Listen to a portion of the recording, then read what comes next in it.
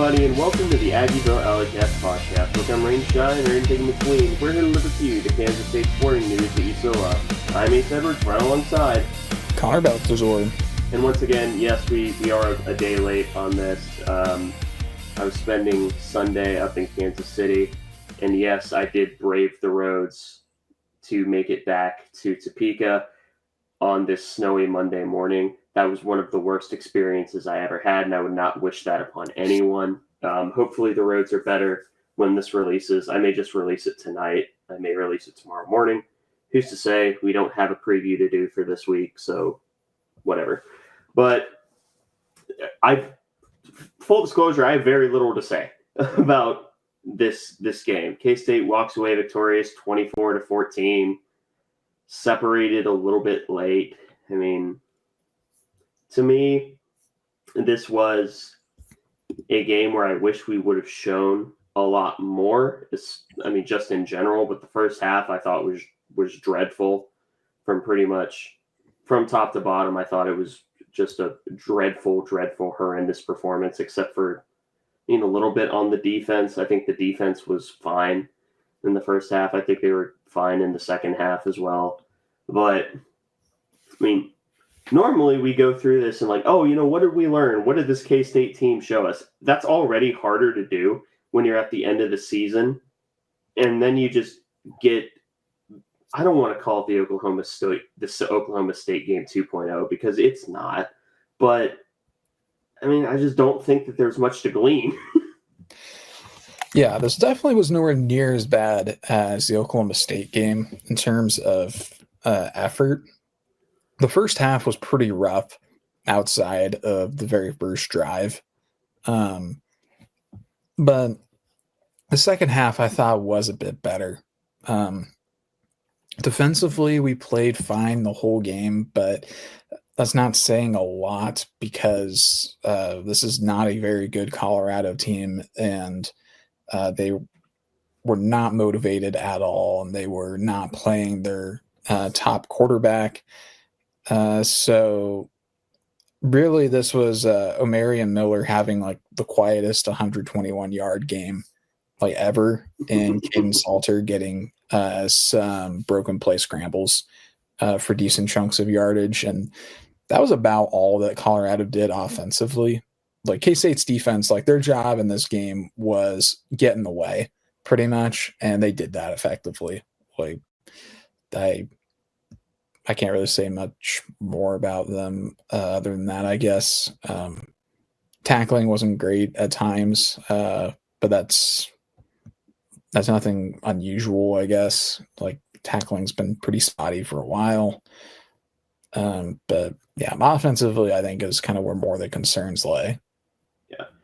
And I will, most of what I'm going to have to say about the offense is going to be negative. So I think we can stick with the defense a little bit, because I think that there were a few people that I think had really solid days.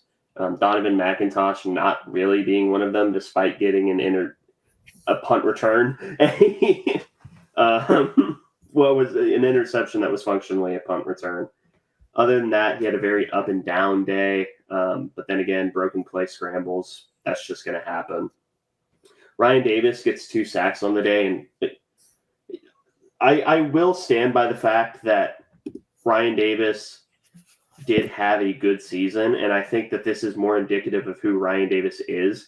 The downside is that people are going to remember Ryan Davis for one of the dumbest penalties we have seen in a K-State uniform in quite some time, and disappearing due to injury the first half of the year.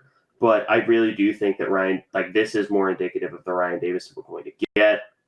I thought the linebackers actually played very well, which I did not know how Asa Newsom especially was going to play, though I did find it amusing that our linebacker duo was 23 and 32.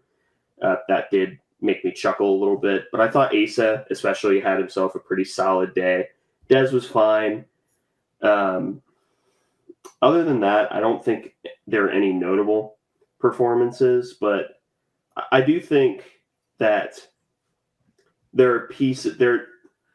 The way I view this game is kind of an audition for next year. That and the bowl game. I don't mean that in terms of coaching, because I mean, other than probably support staff and maybe a position coach or two, I don't expect major changes.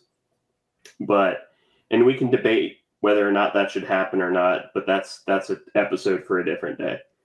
But is there anyone else on defense that you wanted to mention, or do you want to just move on to probably the lone bright spot on offense? I'll mention a couple more players here. Logan Bartley, he got a bit more run than he's had in a while. I thought he played decently. He only gets credited for one, but I could have sworn I heard his name twice at the game. So they may have just changed that retroactively. Not saying a lot, but Gabe Powers did have, I think, his best game as a Wildcat in this one. Kind of a linebacker core wide effort was pretty good. And then Quay Moss continues to play really well and got an offensive snap and had a good play there. And then also had a blocked field goal as well.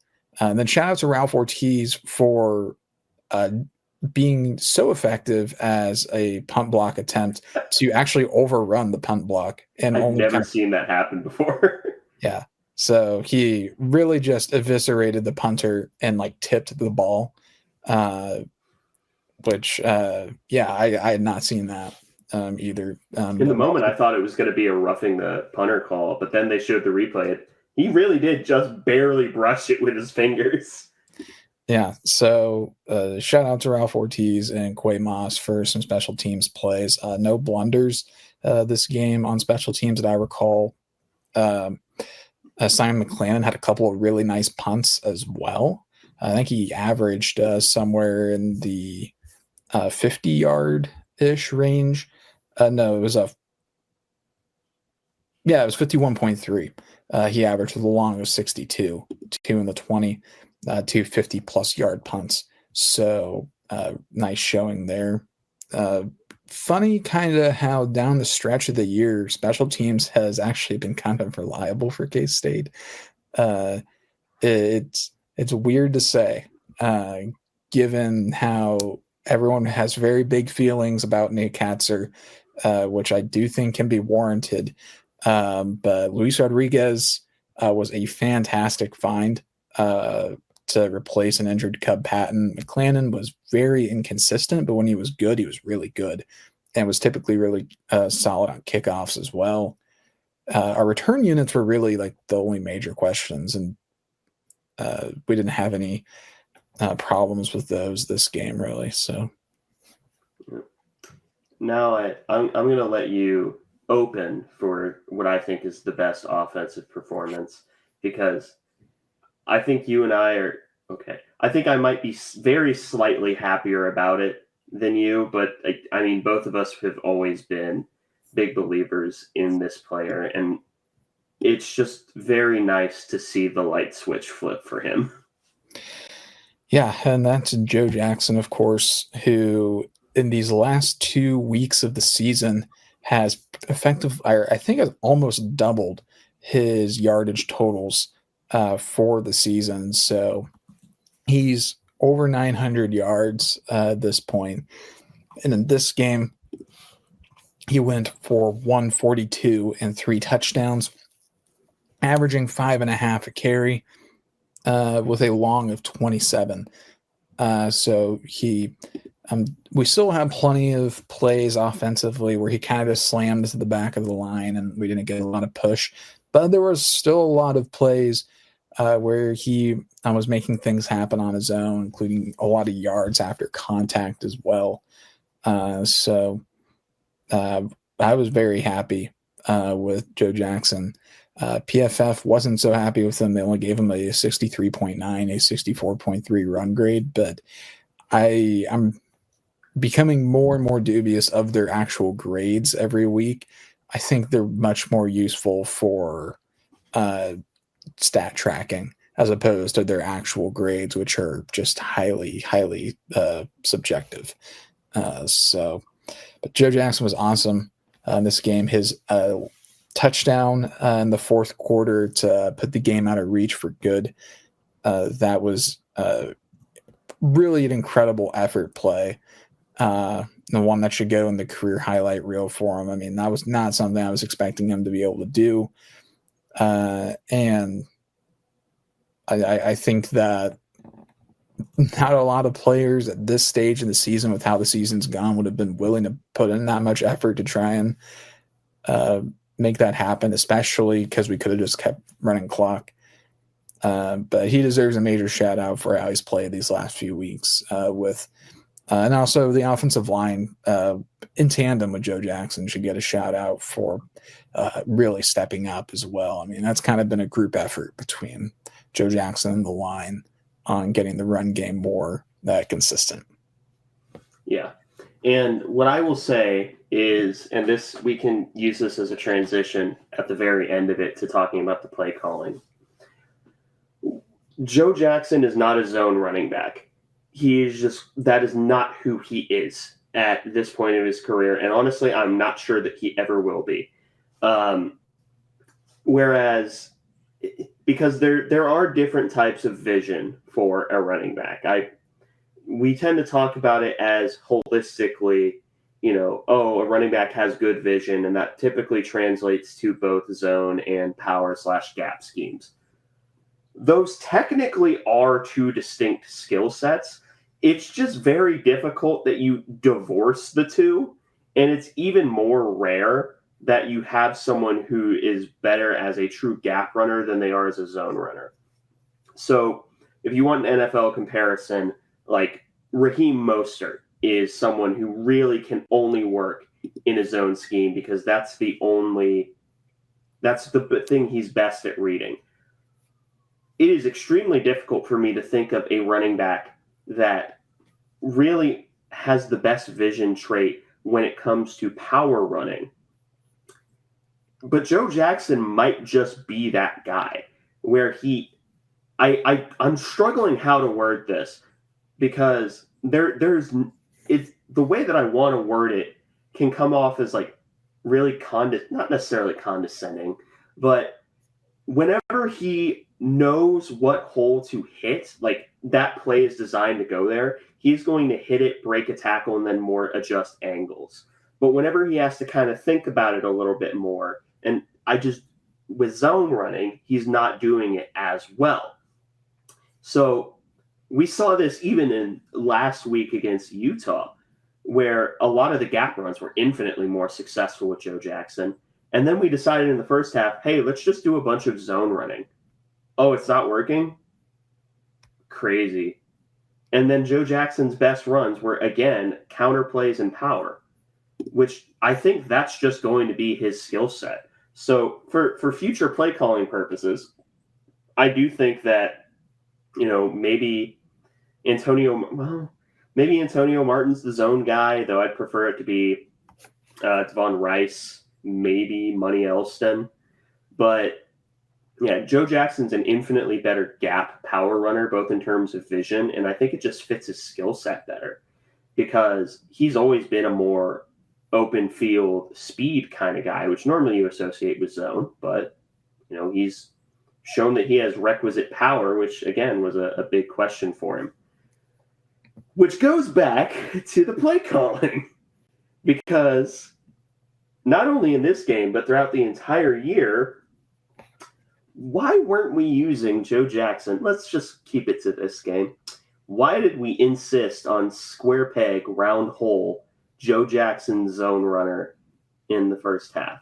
There is no good reason, to my mind. Yeah, I felt pretty much the same. The only times that we've really seen any sort of what you might call zone running work for Joe Jackson, it's really always been a wide zone, kind of a stretch. That was his best run on the first drive, was out of pistol zone run to the left side of the line, and it was a wide play.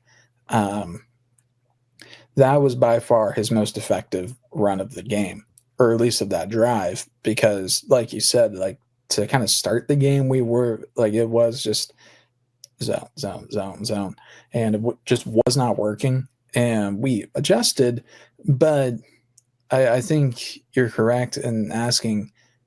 We figured out last week that it's power running that is going to make the engine of this offense work.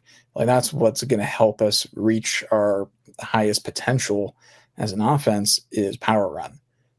I don't know why there's an insistence on continuing to use zone, unless, I mean, if for no other reason, like, okay, the only reason that we should continue to use zone is entirely just to keep a scheme honest and just mix things up. But power should be the go-to from here on out with Joe Jackson, unless it just stops working for some reason. But Joe Jackson has shown that he is very effective using that scheme. The numbers are just painfully obvious. The only reason I can think of is like Matt Welch's preferred philosophy of running the ball, maybe. But that's not the sign of a good offensive coordinator. No. A good offensive coordinator works with what he has, not, as you said, square peg, round hole. Yeah, and this goes back to, I think we made the point a few weeks ago, the Bill Belichick philosophy of I don't care what a player can't do, show me what he can do and I'll work with it. That to me should be the coaching philosophy of literally every coordinator and probably head coach across all levels of football, down to like flag football all the way down to NFL, like in the Super Bowl. But I don't get it. And for all of the support that I have given Matt Wells, that does not mean that I believe he's infallible, because I quite clearly don't. That has been my biggest complaint with him, is stubbornness with zone running, and actually just stubbornness in general. But yeah, I thought the running game in this game, once they adjusted at halftime, which it shouldn't take that long, I thought it was fine. The passing game, I was underwhelmed with the entire game. I know it was in the elements, snow game. Was it true snow, or was it like kind of the mix? Because there were a few areas on the field where you could see it was sticking. I would say that it was true snow. Okay. It was very light, like very flurry-esque, but lots of wind. But it was probably, I would say, true snow. Okay. So I know that naturally the passing game is going to suffer in those types of situations, but like at the same time, you still have to try. 17 attempts on the game, sure, whatever. But some of those just weren't schemed up very well, and of course you had a few drops. I was very sad on the Will Ancio, or was it Will Ancio? I think it was Ancio overthrow in the end zone. That made me very sad, because that was actually that was a very good scheme. But this is why you can't really learn anything from this game, because it's the same thing that's been happening in a general sense, with the exception of, I thought some of the games early in the season, the passing game was schemed up fine. Well, not early in the conference slate, I should say. And maybe I make the video, maybe I don't. Maybe it gets in the middle of production and Matt Wells gets an NFL job, because that's what happened with Connor Riley. But yeah, passing game, I think, was underwhelming. Some of that being elements, some of it being schemes, some of it being, let's just run at a really bad run defense. But it's hard to take anything away in that regard. One thing I was a bit frustrated with in the pass game, this is more of a play sequencing issue, is we got very predictable on first downs throughout most of the game.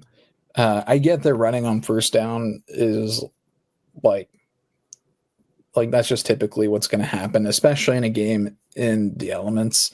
But I think we waited too long to throw a changeup in there.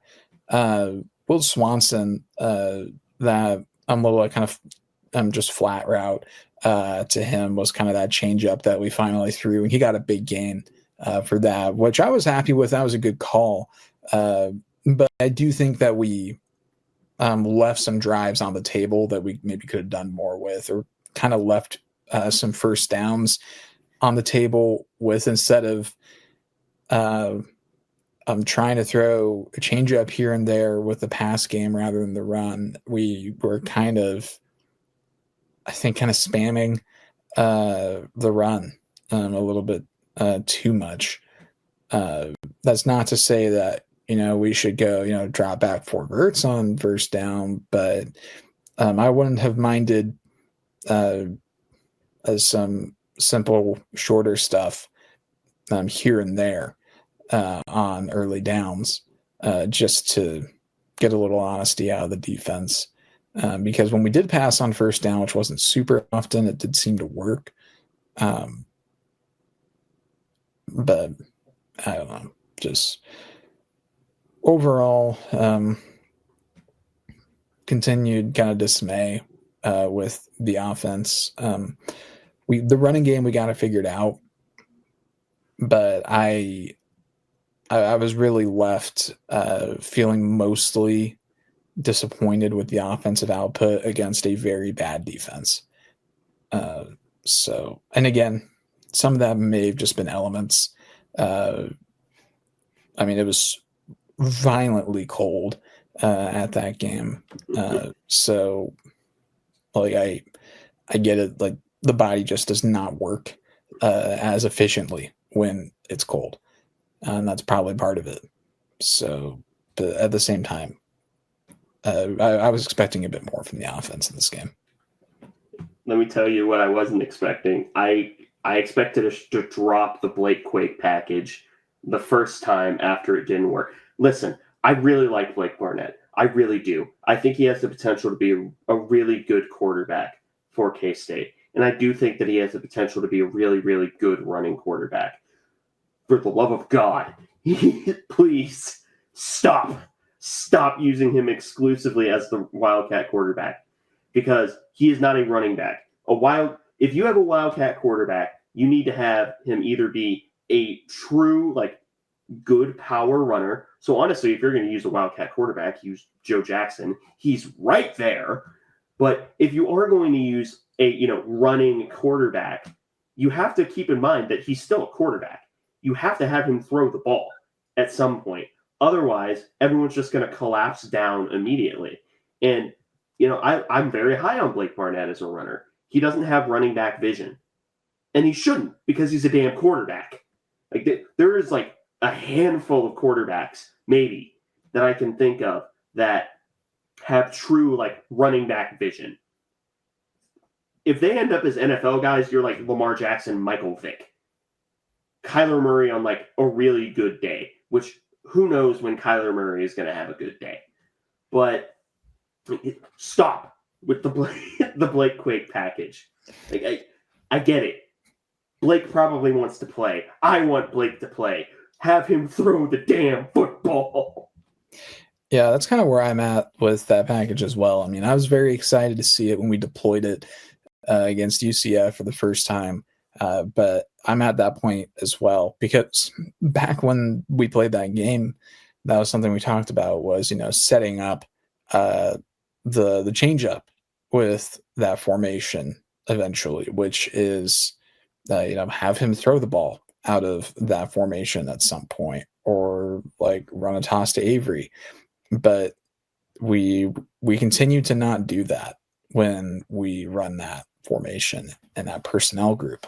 I don't understand why, because what are we waiting on at this point, I guess, is kind of my concern there, unless we're going to use it to embarrass, like, Middle Tennessee State in the, like, Dave's Hot Chicken Bowl. Like, I don't know. Like, I think we are projected.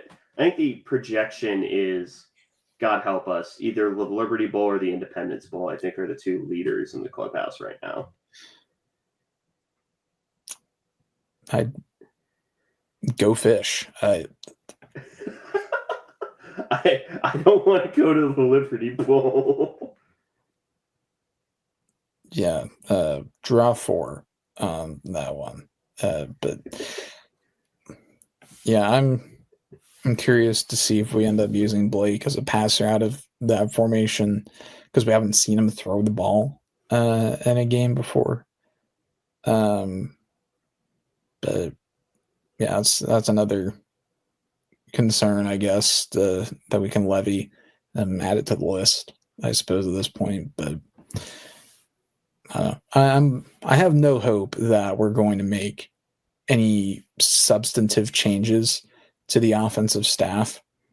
I'm willing to give Lepak another go as the O-line coach, just because of, all the scuttlebutt about him being a all-world super genius, and the tight ends were really effective when he was the leader of that room.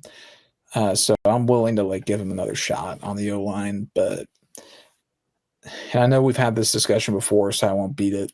I don't want to beat a dead horse too much.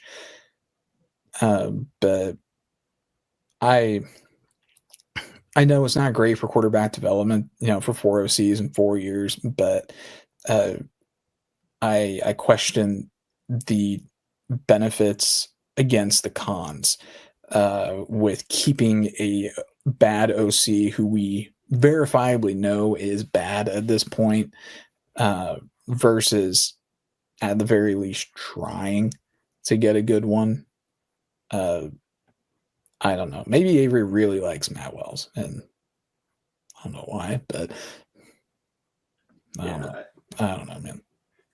If it were up to me, and I know that Kleiman is coming back, which he is coming back. I think anyone that says that he isn't is unfortunately coping.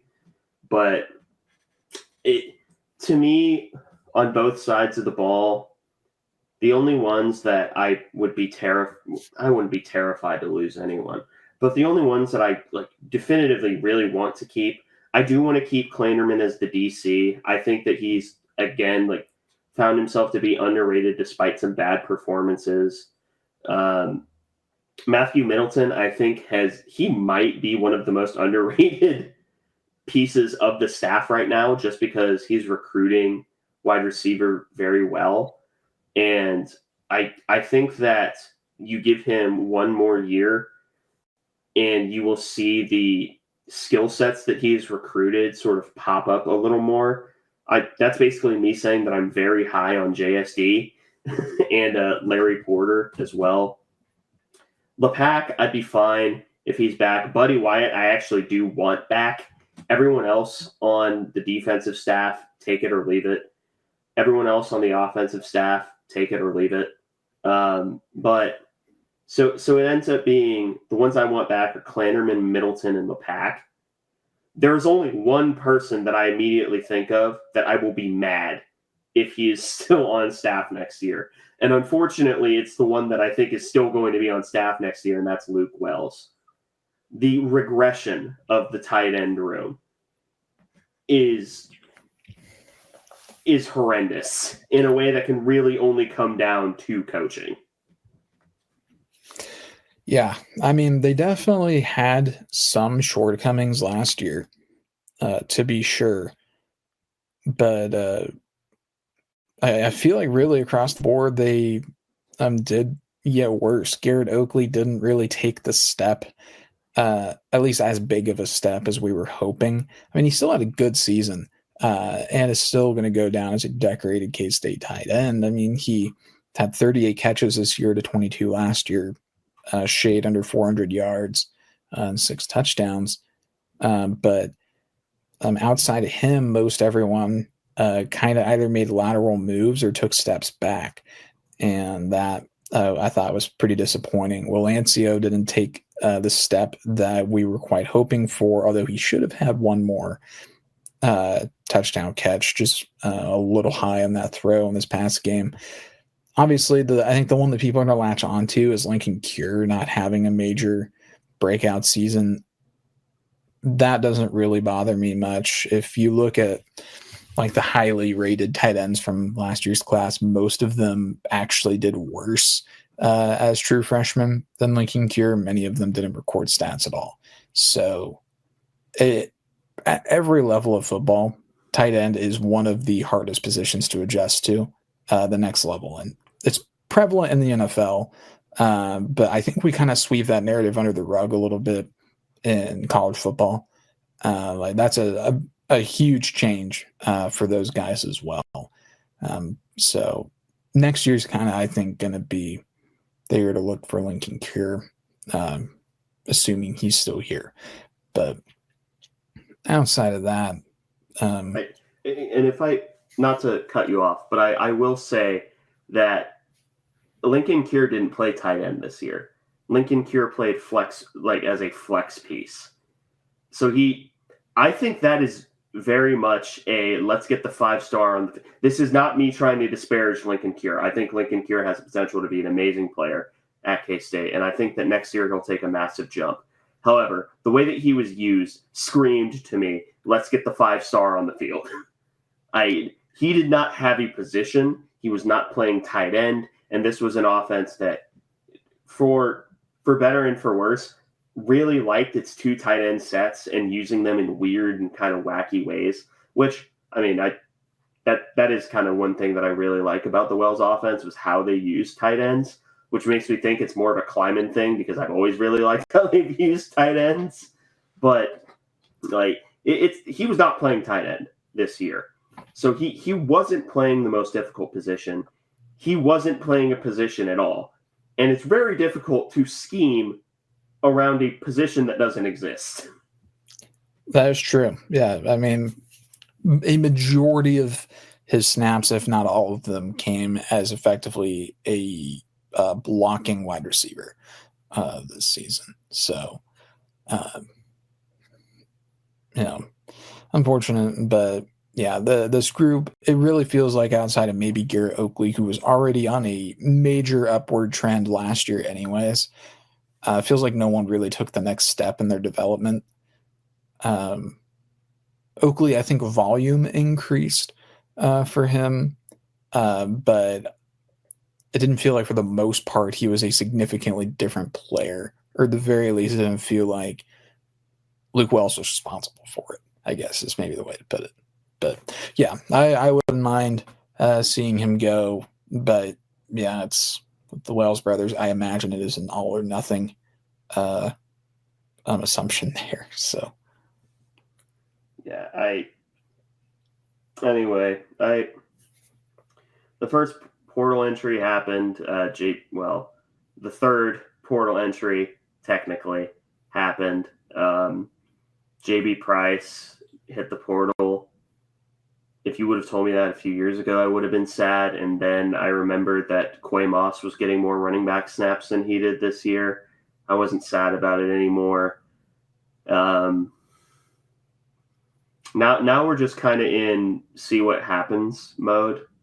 I don't know if there are going to be any substantial staff changes. I think now is as good a time as any to sort of talk about the coaching carousel, which has weirdly worked out well for K-State up to this point, because it's no secret. If you're listening to the show, you know very well why we are talking about this, and that is the fan base's desire to see Colin Klein come back as head coach of K-State someday.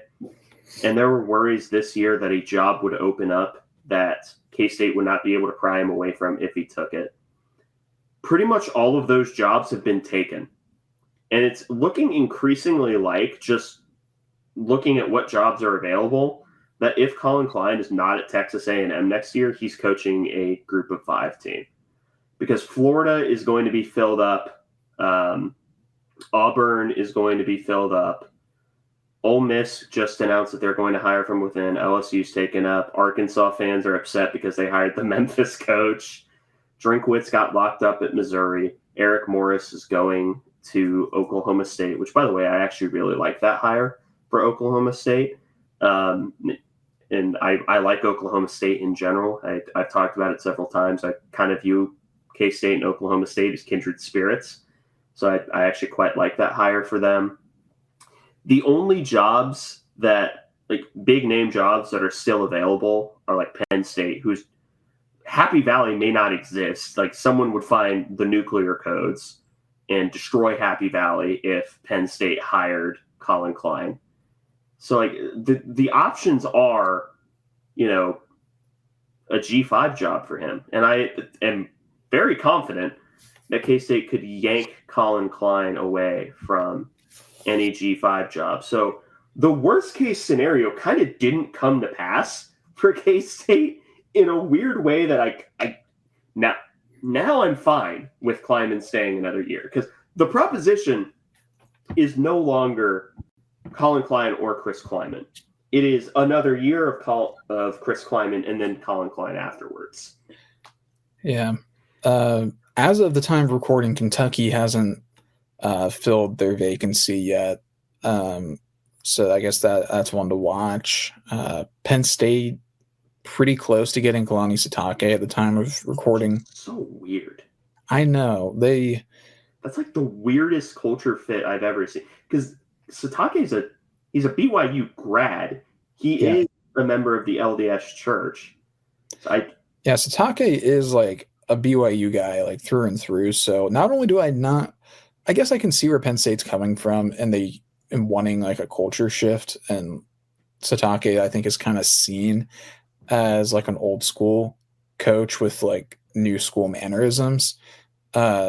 But it doesn't make a lot of sense to Sitake outside of making a ton of money, which I imagine BYU could match, unless it's just like entirely a recruiting thing, which that like could be a genuine concern.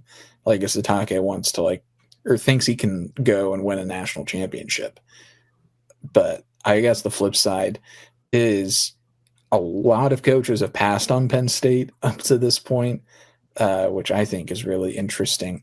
I've not been following the carousel super close, just enough to like kind of know the moves, and I can like make assumptions, but I don't actually like know much, and I haven't been reading much. I remember around the time that James Franklin was fired, there was a lot of buzz that Adidas has a really big say in this kind of upcoming chapter for Penn State. So maybe coaches were just a little gun shy on that. And I think James Franklin's also pretty well thought of nationally among coaching circles. I don't know that for sure or not. That's just kind of my assumption based on the type of guy it seems he is. And also his really quick decision to end up in a good situation, which talk about what a great hire for Virginia Tech. Yeah, good Lord. That honestly might be my favorite hire for like culture fit to coach of the year. And I'm not sure anything could beat it. Yeah. And they just made a major athletics investment as well. And there's rumors that Brent Pry, who they fired, could stick around as their defensive coordinator, which would be massive for them, because Pry is a tech guy through and through. So I think that's why he got a long leash to start with. But yeah, if they can bring him back as their DC, that would be massive for Virginia Tech going forward. So they could be a team on the rise and a team to look out for. So I'm curious to see how things go with a former K-State offensive coordinator, James Franklin, at K-State kindred spirit, Virginia Tech. So, but yeah, Klein, though, Kentucky, I guess, is kind of where I'm looking right now. I suppose he could take a G5 job, but I guess my question is, why would he? Like, he's in a fantastic situation right now at A&M. I mean, the fans hate him, sure, but every fan base hates their offensive coordinator, no matter how good they are. Like, K-State fans were tired of Colin Klein when in 2023. And K-State fans, of course, were tired of Connor Riley when he left, and now we're worse off than we were.